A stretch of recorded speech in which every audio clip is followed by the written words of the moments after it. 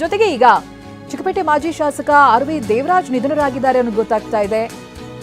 ಕಾಂಗ್ರೆಸ್ ಮಾಜಿ ಶಾಸಕ ಆರ್.ವಿ. ದೇವರಾಜ್ ಇನ್ನಿಲ್ಲ, ನಿಧನರಾಗಿದ್ದಾರೆ ಅನ್ನೋ ಸುದ್ದಿ ಕೇಳಿ ಬರ್ತಾ ಇದೆ. ಬಟ್ ಏನಾಗಿದೆ, ಏನಾದ್ರೂ ಆರೋಗ್ಯ ಸಮಸ್ಯೆ ಇತ್ತಾ, ಏನಾಗಿತ್ತು, ಇವೆಲ್ಲದಕ್ಕೆ ಸಂಬಂಧಪಟ್ಟ ಹಾಗೆ ಇನ್ನಷ್ಟೇ ಮಾಹಿತಿಗಳು ಬರಬೇಕಾಗಿದೆ. ಆರ್.ವಿ. ದೇವರಾಜ್ ನಿಧನರಾಗಿದ್ದಾರೆ ಅನ್ನೋದು ಗೊತ್ತಾಗ್ತಾ ಇದೆ. ಕಾಂಗ್ರೆಸ್ನ ಮಾಜಿ ಶಾಸಕರಿವರು ಇನ್ನಿಲ್ಲ. ಆರ್.ವಿ. ದೇವರಾಜ್ ನಿಧನದ ಸುದ್ದಿ ಬರ್ತಾ ಇದೆ. ಬಟ್ ಆಗ್ಲೇ ಹೇಳಿದಾಗೆ ಯಾವುದೇ ಡೀಟೇಲ್ಸ್ಗಳು ಲಭ್ಯವಾಗ್ತಾ ಇಲ್ಲ. ಏನಾಗಿತ್ತು ಏನು ಅನ್ನೋದ್ರ ಬಗ್ಗೆ ಇನ್ನಷ್ಟೇ ಮಾಹಿತಿಗಳು ಬರಬೇಕಿದೆ. ಸುಮಾರು ಈ ಡಿಸೆಂಬರ್ 3ನೇ ತಾರೀಕು 1957ರಲ್ಲಿ ಇವರ ಜನನ ಆಗಿದೆ.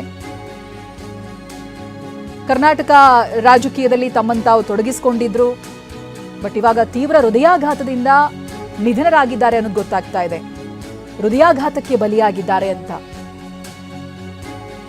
ಬಹಳಷ್ಟು ಜನ ನಟರನ್ನ ಈ ರೀತಿಯಾಗಿ ನಾವು ಕಳ್ಕೊಂಡ್ವಿ.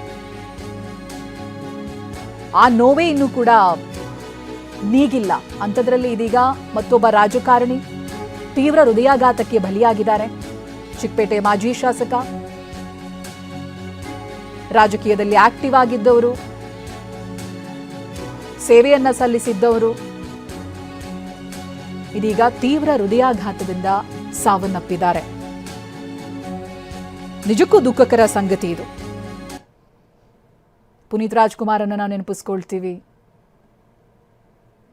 ಸರ್ಜಾ ಫ್ಯಾಮಿಲಿಯ ಒಂದು ಕುಡಿಯನ್ನ ಕಳ್ಕೊಂಡಿರೋದು.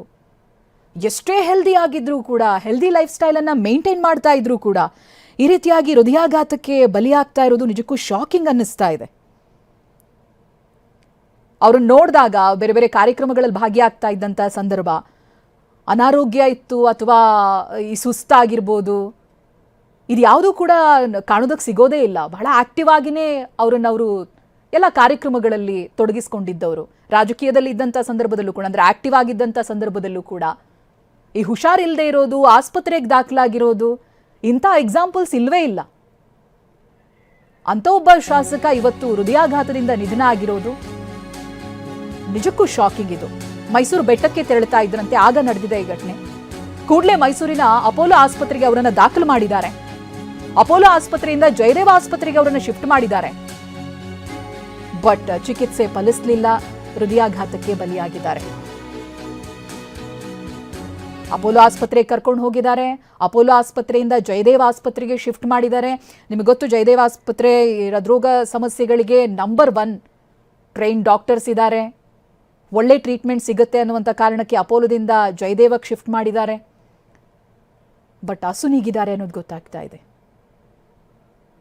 ಅವರ ಈ ಫುಟೇಜನ್ನೆಲ್ಲ ಗಮನಿಸಿದಾಗ ನೋಡಿ, ಎಷ್ಟು ಆಕ್ಟಿವ್ ಆಗಿರ್ತಾರೆ. ಯಾವುದೇ ಸಭೆ ಸಮಾರಂಭಗಳಾಗಲಿ, ಪ್ರತಿಭಟನೆಗಳಾಗಲಿ ಅವ್ರು ಹೋಗೋದು, ಭಾಗಿಯಾಗೋದು, ಯಾವುದೇ ಹಿಂಜರಿಕೆ ಇಲ್ಲ. ಬಹಳ ಆಕ್ಟಿವ್ ಆಗಿ ಇದ್ದಂಥ ವ್ಯಕ್ತಿ ಏಕಾಏಕಿ ತೀವ್ರ ಹೃದಯಾಘಾತಕ್ಕೆ ಬಲಿಯಾಗ್ತಾರೆ ಅಂತ ಹೇಳಿದ್ರೆ, ಇತ್ತೀಚೆಗೆ ಡಾಕ್ಟರ್ಸ್ಗಳ ವರದಿ ಹೇಳಿರೋ ಪ್ರಕಾರ ಯಾವುದೇ ಏಜ್ ಗ್ರೂಪ್ ಇಲ್ಲ. ಚಿಕ್ಕ ವಯಸ್ಸಿನಿಂದ ಹಿಡಿದು, ಈ ಟೀನೇಜಿಂದ ಹಿಡಿದು ಇಳಿ ವಯಸ್ಸಿನವರೆಗೂ ಎಲ್ಲರೂ ಈ ರೀತಿಯಾದಂಥ ಸಮಸ್ಯೆಗಳನ್ನು ಫೇಸ್ ಮಾಡ್ತಾ ಇದ್ದಾರೆ ಆಲ್ಮೋಸ್ಟ್.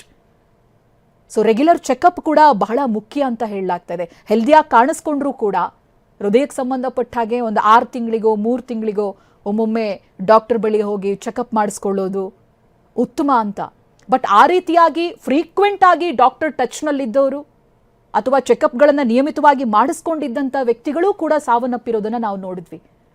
ಒಳ್ಳೆ ವ್ಯಾಯಾಮ ಮಾಡಿಕೊಂಡು ಫಿಟ್ ಆಗಿದ್ದಂಥ ಅಪ್ಪು, ಅದಕ್ಕಿಂತ ಬೇರೆ ಎಕ್ಸಾಂಪಲ್ ಬೇಕಾ? ಬಟ್ ಈಗ ಇನ್ನೊಬ್ಬ ರಾಜಕೀಯ ಗಣ್ಯರು ಈ ರೀತಿಯಾಗಿ ಹೃದಯಾಘಾತಕ್ಕೆ ಬಲಿಯಾಗಿರೋದು. ಪ್ರತಿನಿಧಿ ರಾಮ್ ಇದಕ್ಕೆ ಸಂಬಂಧಪಟ್ಟಾಗೆ ಮಾಹಿತಿಯನ್ನ ಕೊಡ್ತಾರೆ. ರಾಮ್, ನಿಜಕ್ಕೂ ಶಾಕ್ ಅನ್ಸುತ್ತೆ. ಅವರ ಫುಟೇಜ್ಗಳನ್ನೆಲ್ಲ ನಾವು ನೋಡ್ತಾ ಇದ್ವಿ. ಇತ್ತೀಚಿನ ಸಭೆ ಸಮಾರಂಭಗಳಲ್ಲೂ ಕೂಡ ಅವರು ಭಾಗಿಯಾಗ್ತಾ ಇದ್ದಂಥ ರೀತಿ, ಬಹಳ ಆಕ್ಟಿವ್ ಆಗಿ ಇದ್ದವರು ಏಕಾಏಕಿ ಈ ರೀತಿಯಾಗಿ ಹೃದಯಾಘಾತಕ್ಕೆ ಬಲಿಯಾಗ್ತಾರೆ ಅಂತ ಹೇಳಿದ್ರೆ ನಿಜಕ್ಕೂ ಶಾಕಿಂಗ್. ಇದು ಏನಾಗಿತ್ತು ರಾಮ್? ಚೈತ್ರ, ಮಾಜಿ ಶಾಸಕ ಹಾಗೂ ಮಾಜಿ ಕೆಎಸ್ಆರ್ಟಿಸಿ ಚೇರ್ಮನ್ ಆಗಿದ್ದಂತಹ ಆರ್.ವಿ. ದೇವರಾಜ್ ಅವರು ನಿಧನರಾಗಿದ್ದಾರೆ. ಮೈಸೂರಿಗೆ ಆಗಿದ್ದ ಸಂದರ್ಭದಲ್ಲಿ ಅವರಿಗೆ ಎದೆ ನೋವು ಕಾಣಿಸಿಕೊಂಡಿತ್ತು. ಅಲ್ಲಿಂದ ಅವ್ರನ್ನ ಅಪೋಲೋ ಆಸ್ಪತ್ರೆಗೆ ಕರ್ಕೊಂಡು ಹೋಗ್ಲಾಗಿತ್ತು ಚಿಕಿತ್ಸೆ ನೀಡಲಿಕ್ಕೆ. ಅಲ್ಲಿಂದ ಅವರಿಗೆ ಜಯದೇವ ಆಸ್ಪತ್ರೆಗೆ ರೆಫರ್ ಮಾಡಿದ್ರು. ಅಂದ್ರೆ ಅಪೋಲೋ ಆಸ್ಪತ್ರೆಯಿಂದ ಜಯದೇವ ಆಸ್ಪತ್ರೆಗೆ ಕರ್ಕೊಂಡು ಹೋಗಿ ಅಂತೇಳಿ. ಮೈಸೂರಿನ ಜಯದೇವ ಆಸ್ಪತ್ರೆಗೆ ಕರ್ಕೊಂಡು ಹೋಗುವಂತ ಸಂದರ್ಭದಲ್ಲೇ ಅವರು ನಿಧನರಾಗು ಅನ್ನೋ ಒಂದು ಮಾಹಿತಿ ಲಭ್ಯವಾಗಿದೆ. ಈಗ ಜಯದೇವ ಆಸ್ಪತ್ರೆಯಲ್ಲಿ ಮೃತದೇಹ ಇದೆ. ಅಲ್ಲಿಂದ ಅವರ ಏನು ಕುಟುಂಬಸ್ಥರಿಗೆ ಮಾಹಿತಿಯನ್ನು ನೀಡಲಾಗಿದೆ.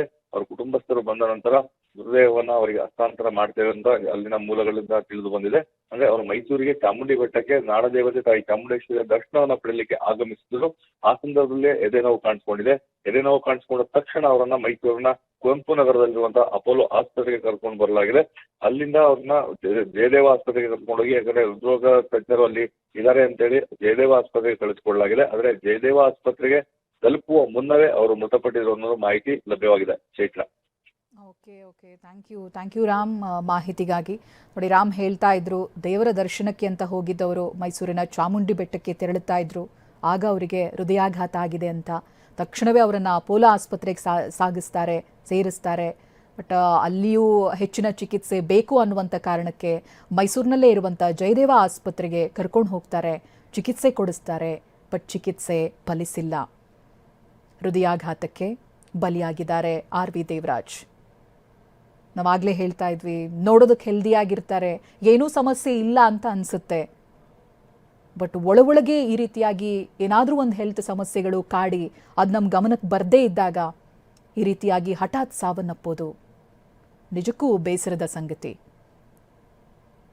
ದೇವರ ದರ್ಶನಕ್ಕೆ ಹೋಗಿದ್ದವರು ಎದೆನೋವು ಕಾಣಿಸ್ಕೊಂಡಿದೆ, ಮತ್ತೇನು ತಡ ಮಾಡಿಲ್ಲ, ಅಪೋಲೋ ಆಸ್ಪತ್ರೆಗೆ ದಾಖಲಿಸ್ತಾರೆ.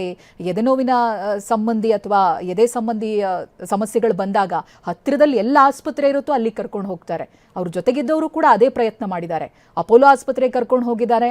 ಆ ನಂತರದಲ್ಲಿ ಹೃದಯ ಸಂಬಂಧಿ ಸಮಸ್ಯೆ ಅಂತ ಗೊತ್ತಾದ ತಕ್ಷಣ ದಿ ಬೆಸ್ಟ್ ಅಂತ ನಮ್ಮ ಕಣ್ಮುಂದೆ ಬರೋದು ಜಯದೇವ್ ಹಾಸ್ಪಿಟಲ್. ಹಾಗಾಗಿ ಜಯದೇವ ಆಸ್ಪತ್ರೆಗೆ ಕರ್ಕೊಂಡು ಬಂದಿದ್ದಾರೆ. ಬಟ್ ಚಿಕಿತ್ಸೆ ಫಲಕಾರಿಯಾಗಿಲ್ಲ.